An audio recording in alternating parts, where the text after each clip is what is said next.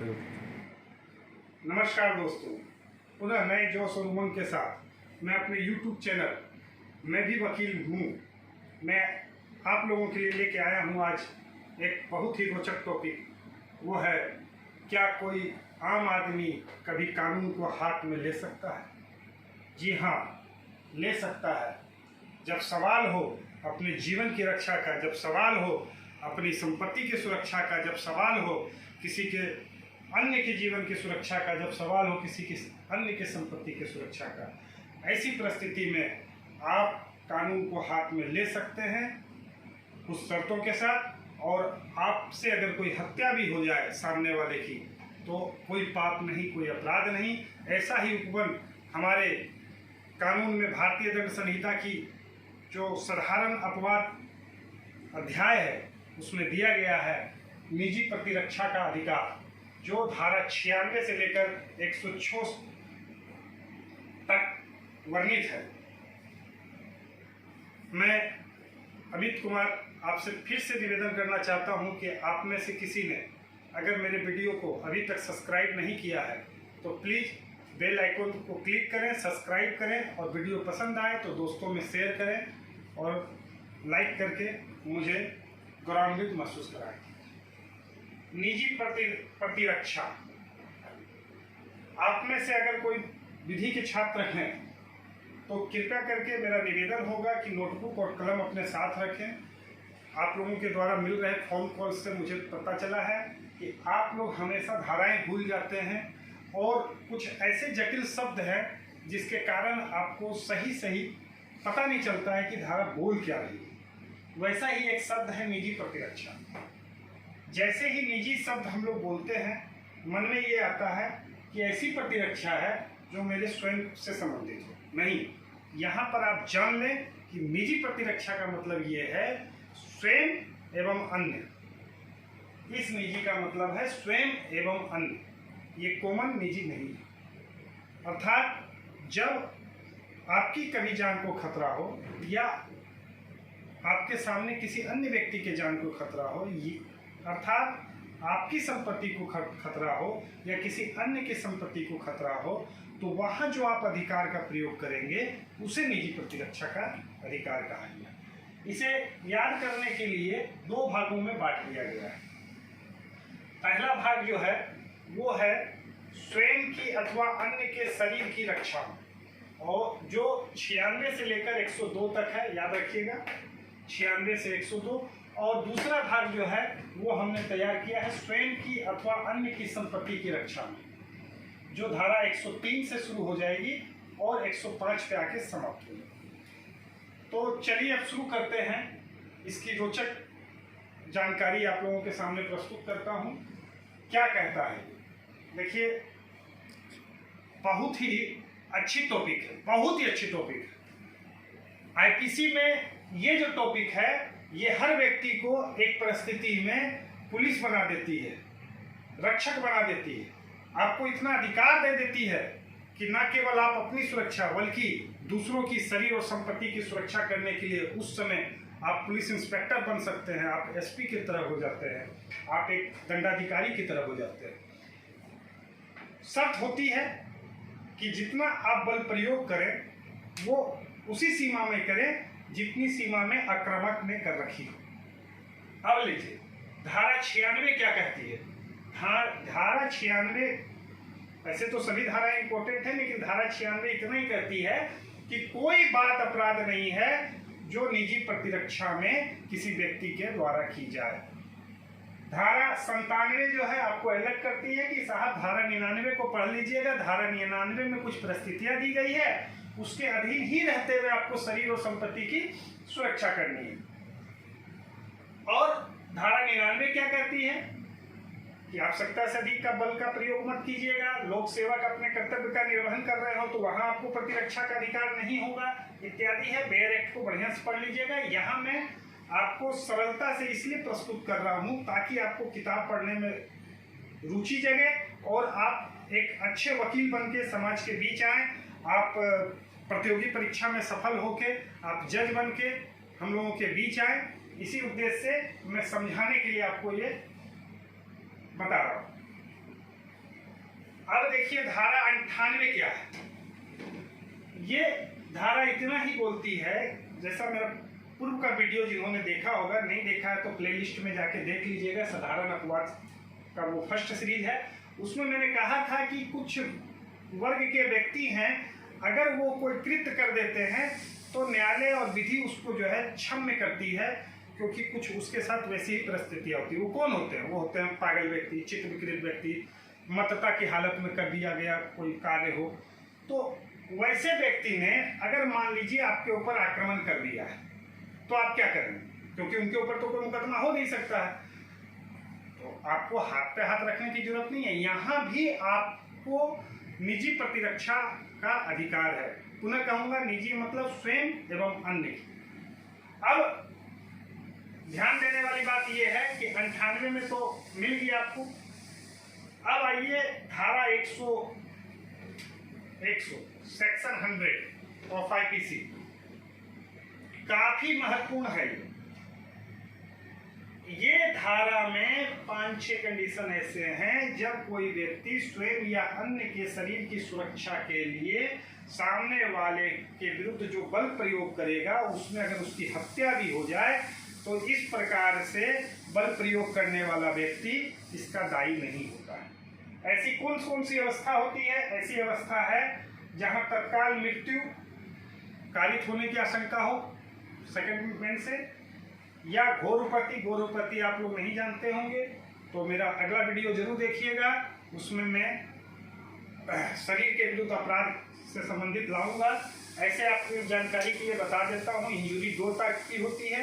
एक 319 में वर्णित है, एक 320 में वर्णित है। 319 की जो जख्म होते हैं, इंजुरी होती है, उसे सिंपल इंजुरी कहते हैं। और 320 में जो है वो दिखाया गया है कि कब जो है किस इंजुरी को हम लोग ग्रीवियस इंजुरी कहते हैं। तो यहाँ ग्रीवियस इंजुरी की प्रति चर्चा की गई है।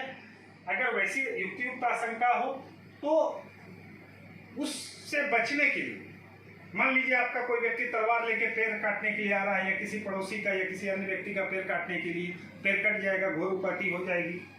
अब उसको बचाने के लिए आप आगे बढ़ते हैं, सामने वाले की मृत्यु हो जाती है जो पैर काटने वाला था, कोई बात नहीं। किसी की मर्डर होने वाला है, आप बचाने का प्रयास करते हैं, इसी बल प्रयोग के दौरान वो मर जाता है। या आपके पास लाइसेंसी रिवॉल्वर है, आपको लगता है कि उस व्यक्ति की हत्या कर देगा क्रिमिनल, आपने उसका यूज किया, वो सामने वाला मर गया क्रिमिनल। तो यहाँ आपको कोई अपराध आपने नहीं किया। कुछ मामले हैं बलात्कार से संबंधित। देखिए, सोसाइटी में आज महिलाएं जो है काफी असुरक्षित हो गई, और हर चीज पुलिस के हाथ में नहीं। ये सरकार के लिए भी संभव नहीं है कि हर महिला के साथ एक बॉडीगार्ड दे दिया जाए। तो चूंकि आप देश भारत के नागरिक हैं, भारत के नागरिक होने के नाते आपका भी ये कर्तव्य बनता है कि आप महिलाओं की सुरक्षा के लिए कुछ करें। तो सवाल उठता है, साहब अगर हम कुछ करें तो कहेगा कानून को हाथ में क्यों ले लिए, आप जाइए जेल। नहीं, वो ऐसी परिस्थितियां होती है जहां आपको माफ किया जाता है, बल्कि आपको जो है प्रोत्साहित किया जा सकता है। मान लीजिए किसी महिला का आपने देखा, आप राहगीर हैं, आप देख रहे हैं कि किसी महिला का कोई 4 आदमी मिलकर बलात्कार कर रहे हैं, बलात्कार का प्रयास कर रहे हैं, और आप महिला को बचाने के लिए अंतिम रूप से चाहें तो बलात्कारियों की हत्या तक कारित कर दीजिए, आपको कुछ नहीं होने वाला। उसी प्रकार से है प्रकृति विरुद्ध काम तृष्णाएं। कुछ बच्चे इसके शिकार हो जाते हैं। कई बार सुनने में आता है कि एक चित्त, इसे तो हम लोग क्या कहें, वो मानसिक रोगी की परिभाषा में तो नहीं आएंगे, लेकिन दुष्ट प्रवृत्ति के लोग जो होते हैं वो बच्चों को जो है अपनी अप्राकृतिक काम तृष्णा का शिकार बना लेते हैं। अगर ऐसा सीन आपके सामने आ जाए तो भी आप उस बच्चे की रक्षा के लिए सामने वाले की हत्या कर सकते हैं। फिर है व्यापहरण अपहरण, किडनैपिंग एब्डक्शन। किडनैपिंग एब्डक्शन की स्थिति में आप देख रहे हैं, आप सब बाजार में सब्जी लाने गए हैं, आप देख रहे हैं किसी बच्चे का किडनैपिंग हो रहा है, या किसी युवती को 4 अपराधी जो है ओमनी में ठूस रहे हैं, वो चिल्ला रही है, पुलिस आ नहीं सकती है, तो वहाँ आप क्या करेंगे? एसपी साहब को फोन लगा सकते हैं, लेकिन अगर लगाने से पहले वो भाग जाए, वहाँ आप उसको बचाने के लिए उतना बल प्रयोग कर सकते हैं जितनी आवश्यकता हो, यहाँ तक कि उसकी मृत्यु भी कारित कर सकते हैं। You have not committed any offence. Now wrongful confinement, सदोष प्रयोग। ये क्या कहता है? ये कहता है कि जहां ऐसी परिस्थिति आ जाती है कि आपको ये लगे कि ये व्यक्ति अब आपकी हत्या कर देगा, सुनसान एरिया में आपको ले जाके रख दिया है या कोई अविधिपूर्ण उद्देश्य के लिए आपको ये रख रखा है, आपको खतरा महसूस हो रहा है, यहाँ आप अपने आप को स्वतंत्र करने के लिए बल का प्रयोग कर सकते हैं, जो कि हत्याकारी तक करने का आपको अधिकार होगा। और इन परिस्थितियों से भिन्न कोई भी परिस्थिति में आप क्रिमिनल का, आक्रामक का हत्या करने के अधिकारी नहीं है, ऐसा वर्णन किया गया है धारा 101 में। और 102 बताती है कि कब प्रारंभ होता है और कब समाप्त हो जाता है ये शरीर के संपत्ति के रक्षा का अधिकार। अब शुरू होता है धारा 103। धारा 103 कहती है, देखिए ये धारा इंपॉर्टेंट है 103, ये संपत्ति की रक्षा में आपको हत्या कारित करने तक का अधिकार देती है। और धारा 100 शरीर के प्रतिरक्षा में आपको हत्या कारित करने की इजाजत दे देती है, अधिकार दे देती है। संपत्ति की रक्षा में मान लो कि लूट, आप जा रहे हैं, आपने देखा रास्ते में लूट हो रही है, आप बस में है लूट हो रहा है, ट्रेन में है लूट हो रहा है, पुलिस आ नहीं सकती है, तो क्या आप अपना हाथ पे हाथ धर के बैठे रहेंगे? नहीं, आपको कानून ने अधिकार दिया है कि आप अपनी संपत्ति को लूट होने से बचा सकते हैं, दूसरे की संपत्ति को लूट होने से बचा सकते हैं। आप इतना बल प्रयोग कर सकते हैं, चाहे उसकी मृत्यु क्यों न हो जाए लुटेरे की, आप कर लीजिए, कोई दिक्कत नहीं है, यहाँ पर आपको अधिकार है। गृह वेदन, गृह वेदन किसे कहते हैं? गृह वेदन आम बोलचाल में आप इसको सेंधमारी कह सकते हैं, ये मैं अगले वीडियो में आपको दिखाऊंगा। सेंधमारी किसे कहते हैं, इसको आप कॉमन लैंग्वेज में ये जान लीजिए कि जिस मार्ग का प्रयोग भूस्वामी नहीं करता है, भवन स्वामी नहीं करता है, और चोर या क्रिमिनल उसका प्रयोग करते हैं, जैसे कि आपके दीवार में छेद करके घुस जाना, नीचे से रास्ता बना के घुस जाना, सीढ़ी लगा के ऊपर से आ जाना, दरवाजा का ताला तोड़ देना, ये सब कुछ हैं जो गृहवेदन में आते हैं, वो विस्तृत बताऊंगा। ऐसी स्थिति में भी आप मृत्यु कारित करने के अधिकारी हो जाते हैं। कहीं अग्निकांड कर रहे हो कोई व्यक्ति, आपने देखा कि कुछ मूव के लोग हैं जो किसी स्कूल में आग लगा रहे हैं, किसी बस में आग लगा रहे हैं, आप रोकना चाह रहे हैं, नहीं रुक रहे हैं और बहुत बड़ी क्षति हो सकती है, पुलिस की मदद नहीं ली जा पा रही है, यहाँ भी आपको जो है संपत्ति को अग्निकांड से बचाने के लिए आपके पास ये अधिकार है कि आप उसकी मृत्यु कारित करें। उसी प्रकार है चोरी, रिश्ती और में जहां मृत्यु कारित करने का भय हो।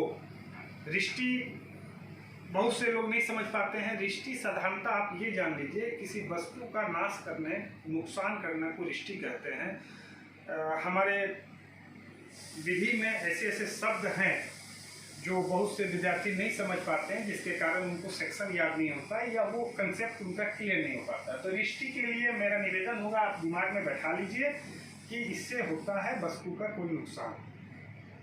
चोरी, चोरी 378 में परिभाषित है, इसके विषय में बताएंगे कब चोरी जो है लूट बन जाता है, कब लूट डकैती बन जाती है। चोरी और रिश्ती में अगर वो रिश्ती करने वाला या चोरी करने वाला घातक आयुध के साथ हो और आप उसको रोकना चाह रहे हैं और वो व्यक्ति जो है आपको क्षति कारित कर सकता है, घोर उपहति कारित कर सकता है, मान लीजिए उसके पास तलवार हो, उसके पास बंदूक हो, वो आप पर हमला कर सकता है, ऐसी स्थिति में आप संपत्ति की रक्षा में उसकी हत्या कर दें तो कोई दिक्कत नहीं है। शेष 103 में जो वर्णित परिस्थितियां हैं उसको छोड़ के संपत्ति की सुरक्षा में आप मृत्यु कारित नहीं कर सकते हैं। आप घोर उपहति तक कर सकते हैं, आवश्यकता अनुसार ये कर सकते हैं, यूज कर सकते हैं। 104 कहती है कि कब से कब तक इसका ये रहेगा। और अब हम बताना चाहेंगे आपको अंतिम धारा 106। कभी कभी ऐसी परिस्थितियां आती है कि आप उस परिस्थिति में फंस जाते हैं कि सामने वाला आपको हत्या कारित कर देगा, और अगर आप अपनी प्रतिरक्षा का प्रयोग करेंगे तो आक्रामक से भिन्न कोई व्यक्ति वो उसका शिकार हो सकता है, वो मर सकता है। मान लीजिए मॉब लिंचिंग में आपको किसी शक के कारण भीड़ आपको मार रही है, अब आपको बचना है, लेकिन आप देख रहे हैं कि सामने एक बच्चा भी है जिसका कोई दोष नहीं है। अगर मैं गोली चलाऊं, अगर हिल गई तो बच्चा भी मर सकता है। ऐसी ऐसी स्थितियां हो सकती है, तो यहाँ आप ये रिस्क ले सकते हैं। यहाँ अगर आपसे वो हत्या हो गई तो कोई हत्या नहीं है। तो दोस्तों, जो मैंने अभी आप लोगों को बताया है वो काफ़ी महत्वपूर्ण अध्याय है, बहुत महत्वपूर्ण जो है धाराएं हैं, लेकिन इसको ध्यान में रखिएगा कि आप इसका प्रयोग उसी स्थिति में कर सकते हैं जब आप स्वयं के कृत्य के कारण इस परिस्थिति में नहीं आ गए हैं कि आपको प्रतिरक्षा का अधिकार, निजी प्रतिरक्षा का प्रयोग करना पड़ रहा है। मान लीजिए आप खुद मर्डरर हैं, किसी के सामने आपने बंदूक तान दी है और सामने वाले ने जब बंदूक तान दी तो आपने कहा कि साहब वो हम पर बंदूक तान दिया था, हम तो नहीं मारते, हम तो खाली बंदूक से डरा रहे थे, वो हमको इसीलिए हम उसको मार दिए, वो तो हमको मार देता। साहब आप खुद क्रिमिनल हैं, आपने ऐसा एक्ट किया जिसके कारण उसने निजी प्रतिरक्षा का प्रयोग किया, तो आपको ये यहाँ पर सुरक्षा नहीं मिलने वाली है। और भी काफ़ी चीज़ें मैं लाऊंगा। मैं आपसे निवेदन करना चाहता हूँ कि मेरा वीडियो अगर अच्छा लगा होगा तो आप इसको शेयर कीजिए, सब्सक्राइब कीजिए, बेल बटन दाबिए, लाइक कीजिए और मेरे अगले वीडियो का इंतजार कीजिए। मेरा अगला वीडियो जो है फैमिली लॉ से संबंधित रहेगा। मेरा अगला वीडियो जो है सीआरपीसी से भी संबंधित रहेगा। इससे पहले भी मेरे कई वीडियो हैं जो प्लेलिस्ट में आप जाके देख सकते हैं। आप जरूर देखिए और इसका लाभ उठाइए। जय हिंद, जय भारत।